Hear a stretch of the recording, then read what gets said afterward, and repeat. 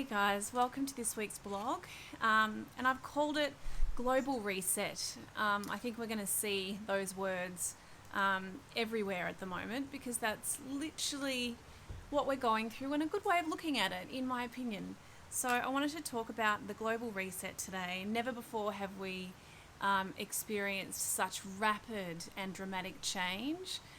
We've had to pull together as a nation, in our lives personally, in our lives professionally. We've had to pivot, we've had to work out new strategies, and we've had to become very flexible and good at change.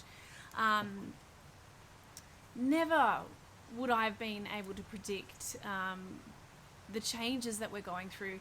If you had have told me 6 months ago that in 6 months we would be confined to our homes, only able to go out for a walk or to the supermarket, I would have thought it was a bad movie. I just wouldn't have believed you.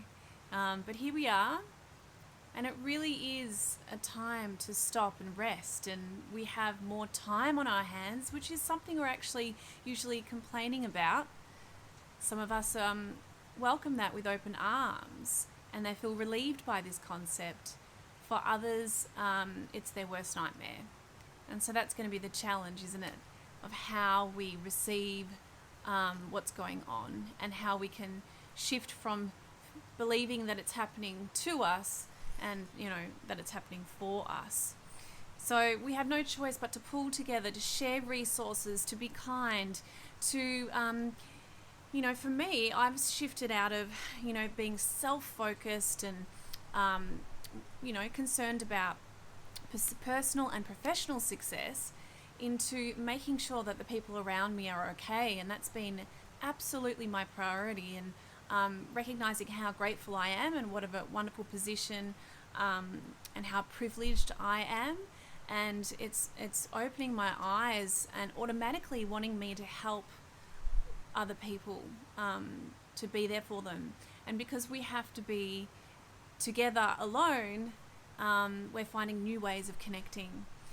So there is an opportunity in this chaos, and in our darkest hour, I write in my blog, we are faced with opportunity, an opportunity to make the most profound and incredible change within ourselves, because all of our habits, our spending, our decisions and routines have been blown out of the park. Everything has changed.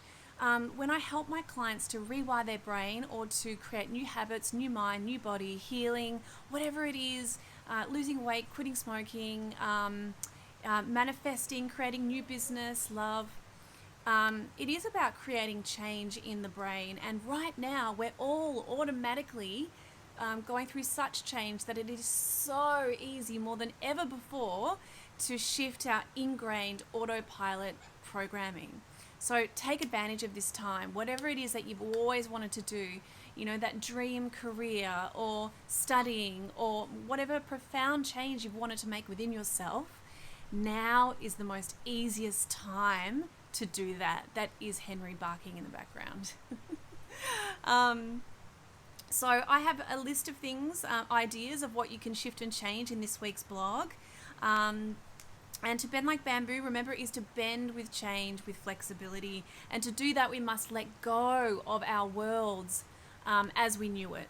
And because when you're ready to let that go and surrender and lean into the uncertainty and what is to come next, and begin to expect that it could be good, best case scenarios, focusing on what we want, you never know what's actually around the corner and the blessings we are about to receive when all the chaos reorganizes.